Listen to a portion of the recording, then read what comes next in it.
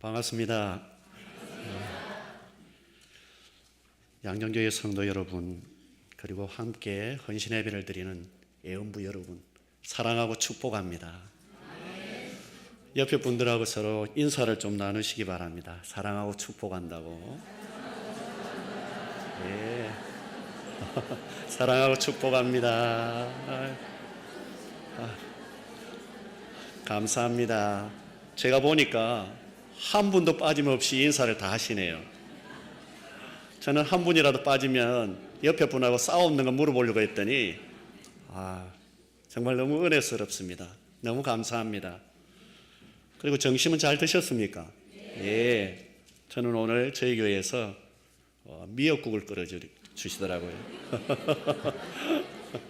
매끄럽게 설교 잘하고 오라고 저는 그렇게 받아들였습니다. 우리나라 국민들이 좋아하는 예능 프로그램 가운데 하나인 남자의 자격이라는 프로그램이 있지 않습니까? 그죠? 안 보시나요? 너무 경건하셔가지고 그런 프로 잘 안 보시는군요. 잘 보고 있습니까? 예. 그런데 몇 년 전에 그 남자의 자격 하모니 특집에 그 뮤지컬 음악 감독의 전설이라는 그 박칼린 감독이 나와서 카리스마 있는 리더십으로 그때 당시 초보 합창단이었죠. 초보 합창단을 이끌었습니다. 그 중에는 노래가 잘 안 되는 남자의 자격 멤버들도 있었고 또 여러 분야 또 다양한 연령층의 사람들을 하나로 모아서 감동적인 노래를 한 적이 있었습니다. 그런데 당시에 이 합창단을 이끌던 박칼린 교수는 사실 양쪽 신장이 모두 손상된 만성 신부전증으로 5년 정도밖에 살 수 없기 때문에 신장 이식을 받아야 한다는 병원의 진단을 받은 상태였다고 합니다. 그런데도 자기가 맡은 일에 묵묵히 그녀의 모든 에너지를 쏟아 부었던 것입니다. 사랑하는 성도 여러분, 바로 이런 모습이 헌신의 모습 아닌가요? 성도는 하나님께 자신을 헌신하는, 자신을 드리는 사람들입니다. 삶의 중심에 하나님을 모시고 사는 것이 헌신된 성도의 삶입니다. 오늘 예언부 헌신 예배를 드리는 여러분들과 성도 여러분, 우리 주님을 위해 진정으로 자신을 헌신하기로 결단하는 그런 시간이 되시기를 소망합니다. 매년 행사로 드려지는 그런 헌신 예배가 아니라 이 예배를 통해서 나를 위해서 자신의 생명까지 내어주신 예수님의 그 아름다운 헌신이 느껴지고 나도 주님처럼 그런 헌신의 삶을 살아가야 되겠다고 다짐하는 그런 귀한 시간이 되기를 소망합니다. 오늘 말씀을 통해서 헌신하는 성도, 헌신하는 예언부가 되려면 어떻게 살아야 하는가 생각해 보려고 합니다. 물론 예언부원들에게 있어서 가장 중요한 것은 음악적인 재능과 실력도 갖춰야 하고 찬양도 잘해야 하지만 더 중요한 것은 예배의 성공자로 살아가고 있는가라는 것이라는 생각이 듭니다. 왜냐하면 하나님께서 우리를 그런 찬양하는 사람들로 부르시기 전에 먼저 예배자로 부르셨기 때문입니다. 아마 담임 목사님과 여러 목사님들을 통해서 예배에 대한 말씀을 많이 들으셨을 것입니다. 귀에 못이 박힐 정도로. 그럼에도 이처럼 예배에 대한 말씀을 드리는 것은 그만큼 우리에게 있어서, 아니 우리 성도들에게 있어서 예배는 너무나 중요한 것임에도 우리에게는 잘 잊어버리게 하는 건망증이 있기 때문입니다. 말씀을 준비하면서 건망증이 심한 부부에 대한 글을 읽게 되었습니다. 어떤 남편이 아내와 같이 길을 떠날 때면 늘 차 안에서 어머 전기다리미 안 끄고 온 것 같아요 라고 말하는 아내 때문에 여러 번 집으로 돌아가야 했습니다. 어느 하루도 한참 고속도로를 달리고 있는데 아내가 또 소리칩니다. 어머 전기다리미를 안 끄고 온 것 같아요. 그러자 남편이 차를 갓길에 세우고 갑자기 차 트렁크를 열고는 이렇게 외칩니다. 여기 있다 전기다리미.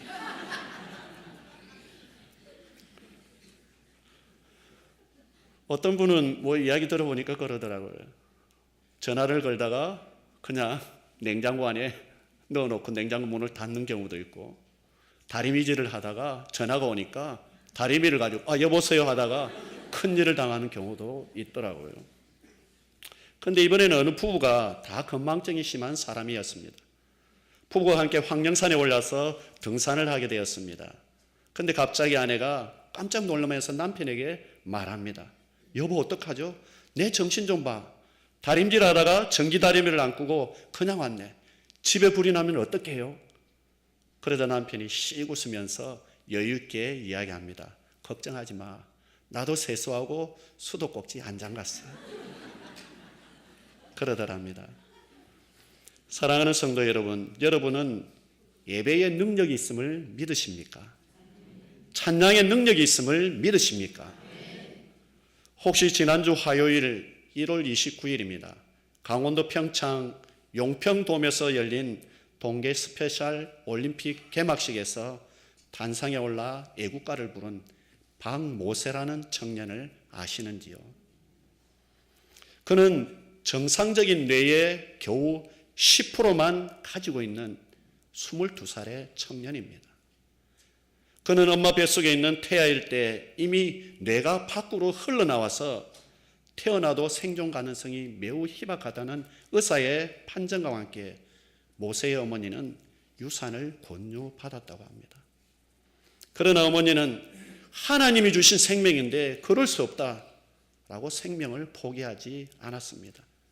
그렇게 태어난 모세는 한 달 만에 병원에서 쫓겨났고 숨만 가까스로 쉬고 있는 아들을 포기할 수 없어서 여러 병원을 전전하며 뇌에 호수를 넣어서 뇌수가 흐르게 하고 3살이 되었을 때는 대뇌의 90%를 소뇌의 70%를 절제하는 수술로 시작해서 6차례의 큰 수술을 받았다고 합니다. 그 덕분에 생명은 유지할 수 있었지만 보고 듣고 말하고 걷는 것 자체가 사실상 불가능했습니다. 그런 모세에게 기적이 일어난 건 5살 때였습니다. 부모님을 따라 교회에 다니던 그가 어느 순간부터 찬송가를 듣고 흉내를 내더니 7살 때에는 말문이 열리면서 어눌하게 찬양을 따라 부르는 것이었습니다. 어머니는 어느 날 찬양대에서 부르는 찬양을 따라 부르더니 말도 하고 다 외워서 부르더라고요 라고 이야기합니다. 이 어머니는 밤낮으로 찬양을 들려주며 소리를 들을 수 있게 했고 그는 기적처럼 노래를 부를 수 있게 되었답니다. 그런 그가 11살 때 장애인 농구대회에서 처음 애국가를 부르기 시작했고 올해 평창 스페셜 올림픽 개막식에서 감동의 애국가를 부르게 되었습니다.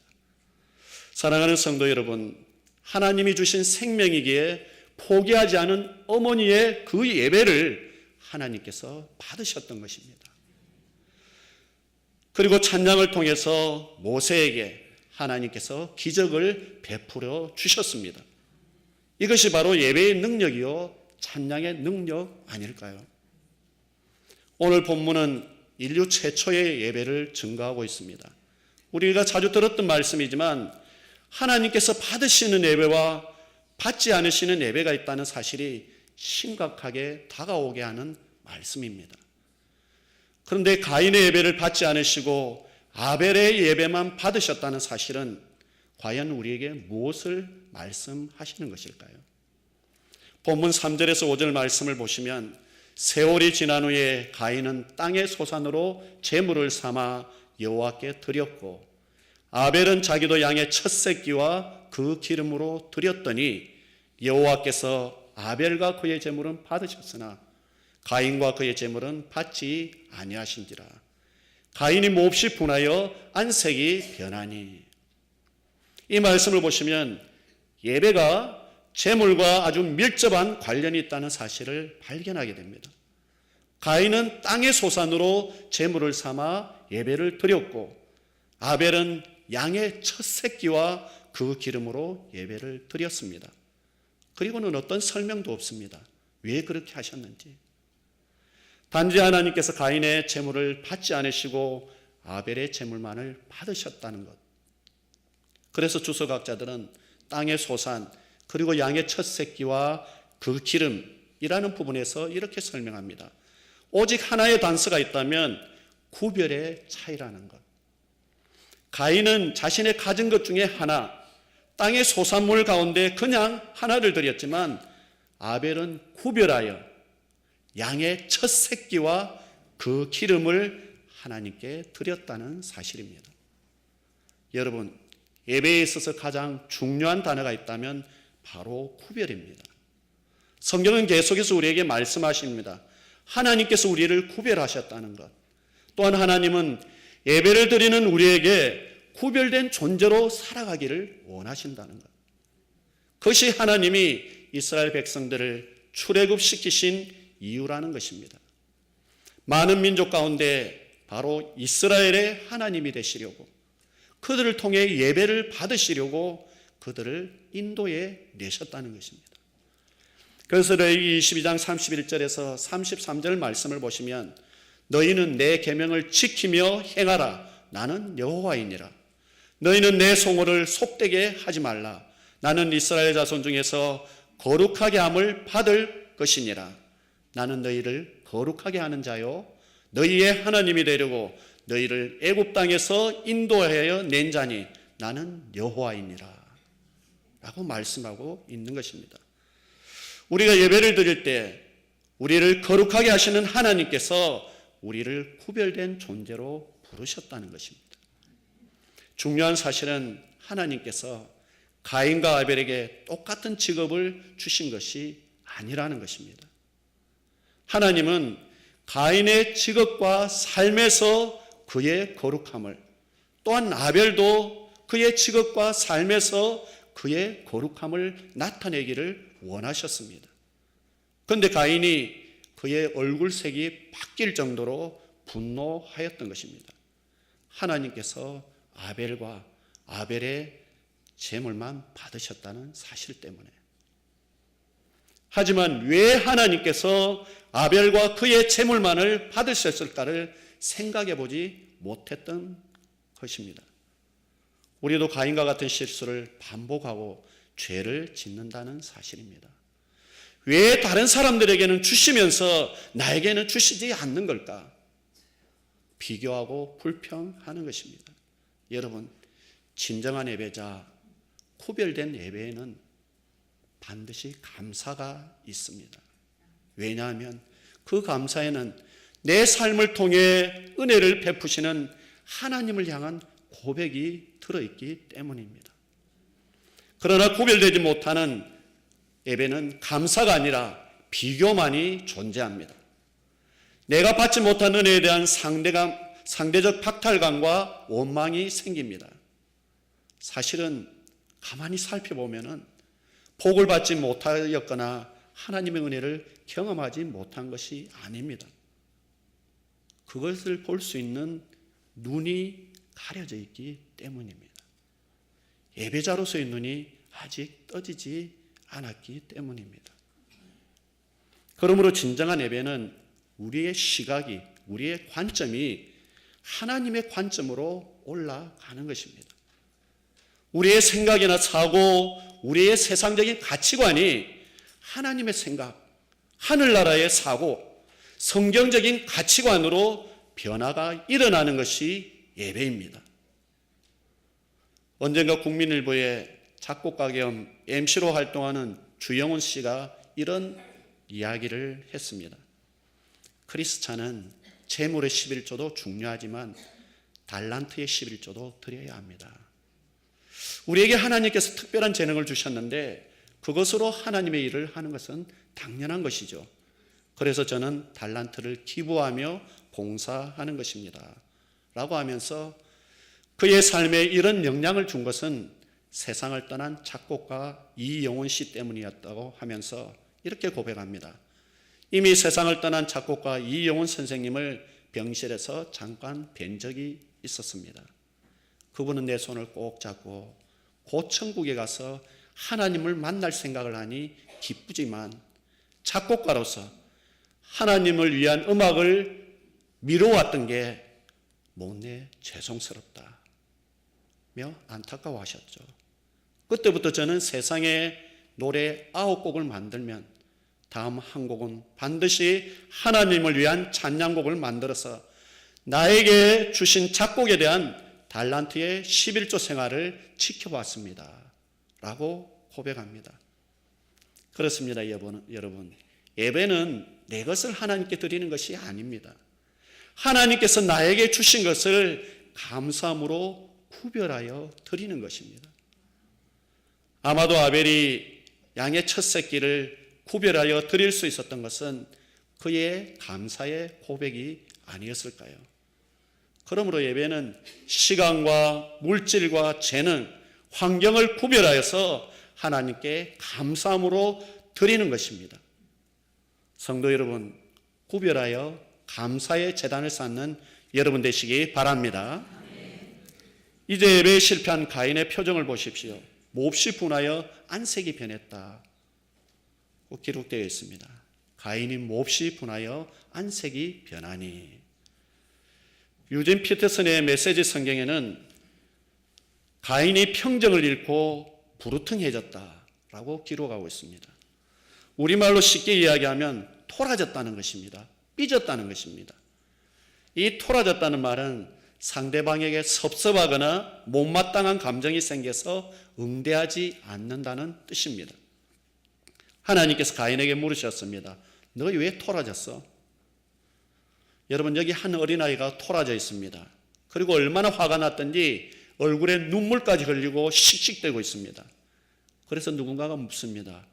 예, 너 왜 토라졌어? 라고 물어보면 분명히 이렇게 대답할 것입니다. 내 동생 때문이에요. 아니면 누구 때문이에요. 그런 가인을 향해서 하나님은 이렇게 답을 하고 계십니다. 본문 7절입니다. 내가 선을 행하면 어찌 낯을 들지 못하겠느냐. 선을 행하지 아니하면 죄가 문에 엎드려 있느니라. 죄가 너를 원하나 너는 죄를 다스릴지니라. 무슨 말씀입니까? 내가 선을 행하였더라면, 내가 잘하였더라면 왜 내가 너의 제사를 받지 않았겠느냐 라는 것입니다. 결국 예배에 실패한 책임이 예배를 드린 가인 자신에게 있음을 말씀하고 있는 것입니다. 우리 하나님께서는 누구의 제사를 받아야겠다고 미리 결정하고 계신 것이 아니라 누가 어떤 예배를 드리느냐를 보고 계시다는 사실을 분명히 알아야 합니다. 하나님께 연락되는 예배를 드리는 여러분 되시기 바랍니다. 이 연락이라는 말은 기쁘게 받으셨다라는 뜻입니다. 하나님께 연락되는 예배, 하나님께서 기뻐 받으시는 예배를 드리는 여러분 되시기 바랍니다. 하나님은 우리들의 삶에서 그런 것을 바라십니다. 그것이 하나님의 기쁨이기 때문입니다. 그런데 예배에 실패하는 많은 사람들이 핑계를 댑니다. 하지만 하나님은 어떤 상황에서도 예배의 실패는 선한 일을 행하는 것이 아니라고 말씀하고 있는 것입니다. 그러므로 우리는 죄를 짓고도 회개하지 않는 자의 예배를 하나님이 받으실까를 고민해야 하고, 더욱 심각하고 중요한 것은 예배에 실패하면 죄가 문 앞에 엎드려서 호시탐탐 우리를 노릴 뿐만 아니라 심지어 우리를 넘어뜨리고 우리의 삶을 다스린다는 사실을 기억해야 합니다. 그래서 예배에 실패한 자들은 성령의 인도하심을 받지 못합니다. 자신의 기질에 따라서 행동합니다. 예배의 성공자가 되지 못하면 마음이 편치 못합니다. 왜냐하면 예배는 우리의 시각이, 우리의 관점이 하나님의 관점으로 올라가는 것이고, 이 관점의 변화를 통해서 하나님이 주시는 평안을 누리는 것이기 때문입니다. 하나님이 기뻐하시는 예배를 드리심으로 하나님이 주시는 평안을 누리시기 바랍니다. 찬송가 412장에서 그렇게 노래하지 않습니까? 평화 평화로다. 하늘 위에서 내려오네. 그 사랑의 물결이 영원토록. 하늘 위에서 내려오네. 무슨 말씀이에요? 우리가 하나님께 예배를 드릴 때에 하나님께서 우리에게 평안을 내려주신다는 것입니다.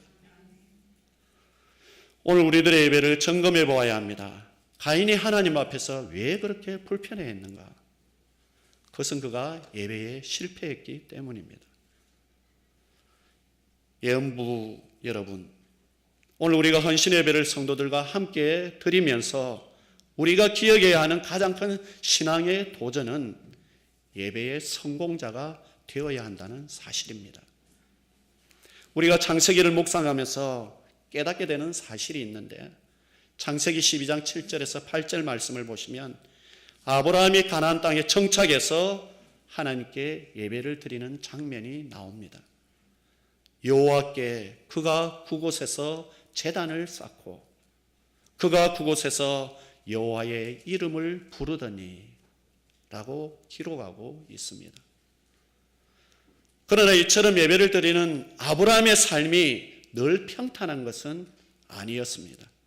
그는 새로운 땅에서 기근을 만나게 되었고 어쩔 수 없이 비옥한 땅 애굽으로 내려가게 됩니다. 그리고 흥미로운 것은 12장 9절에 보시면 점점 남방으로 옮겨갔더라 라는 말씀 이외에 애굽에서 아브라함이 예배를 드렸다는 기록이 없다는 것입니다. 그런데 그곳에서 아브라함은 수치를 당합니다. 그의 사랑하는 아내 사레를 빼앗길까 두려워서 누이 동생이라고 속이게 된 것입니다. 왜 이렇게 되었습니까? 제단을 쌓고 시작한 아브라함의 예배의 삶이 언제부터인가? 아니, 기근이라는 고난을 만나면서 예배하는 것보다 삶에 필요한 것을 찾는 일이 더 긴박한 문제가 되었고, 그가 가나안에서 제단을 쌓고 여호와의 이름을 불렀던 사람이었음에도 그것이 과거의 일이 되었기 때문입니다.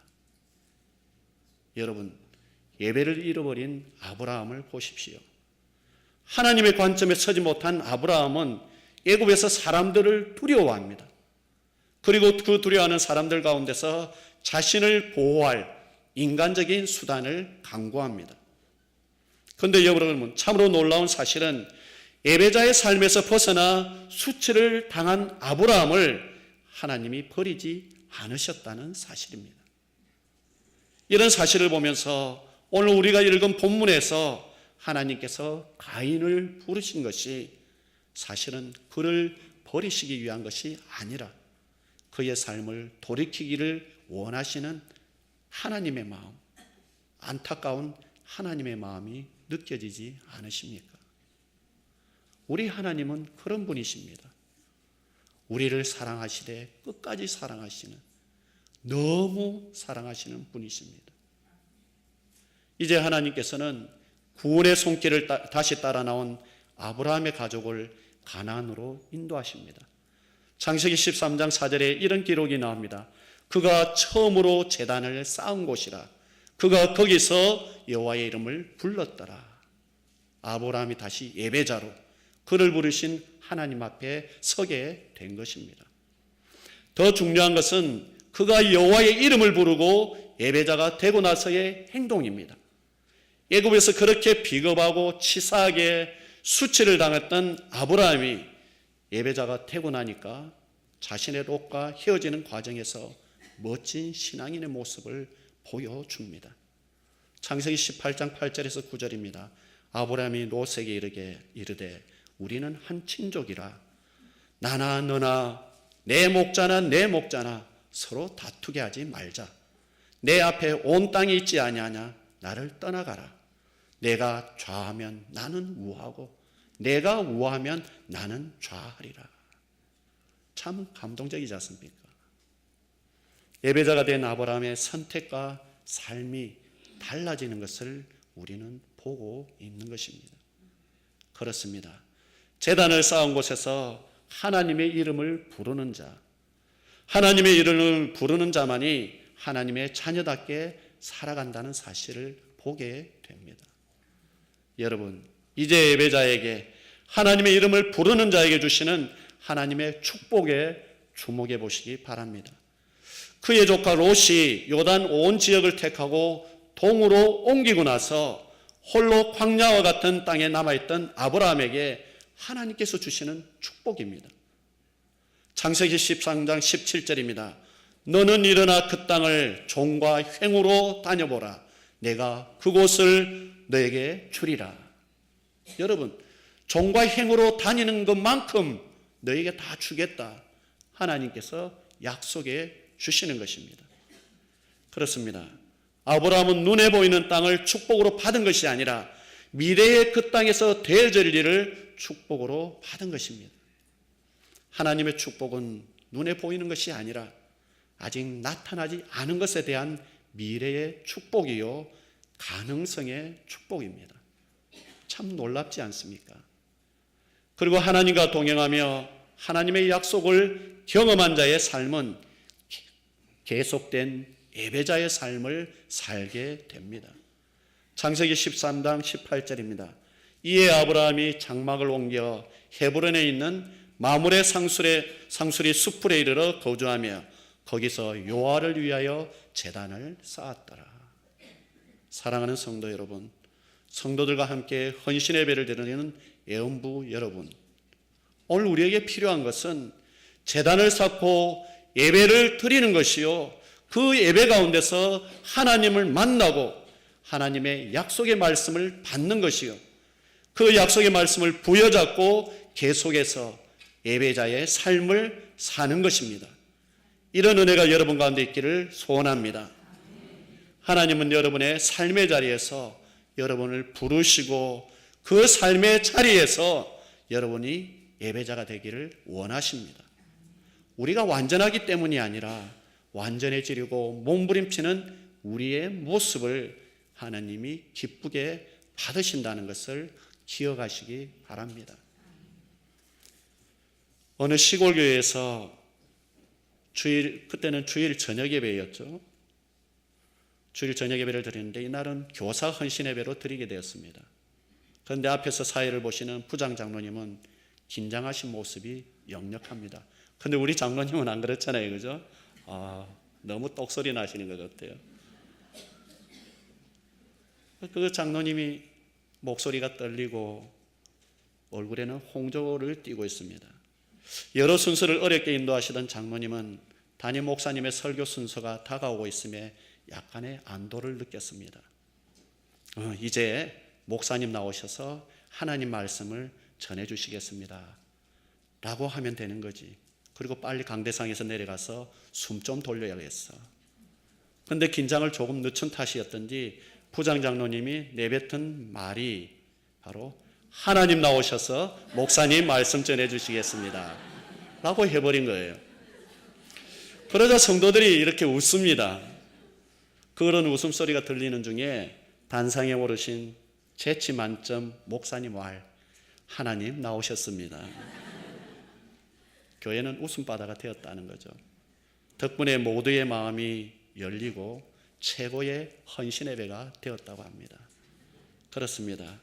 예배는 우리가 실수하지 않는 완전함으로 드려지는 것이 아니라 부족한 우리의 능력에도 불구하고 부족한 가운데서 예배를 드리는 우리의 마음을 하나님이 받아주십니다.